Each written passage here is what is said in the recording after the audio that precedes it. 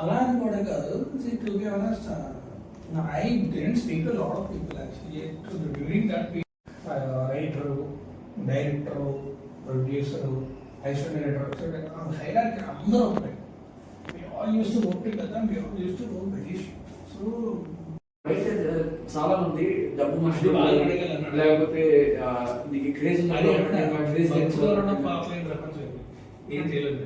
నేనేం చెప్తున్నా సమాధానం అంటే నీ క్రేజ్ లేనప్పుడు కొట్టి పంపించేసిన వాళ్ళు నీకు క్రేజ్ వచ్చిన తర్వాత హే నేను కుడుతున్నానా, దట్ ఈస్ యువర్ పర్సెప్షన్. నేను అలా చూడను.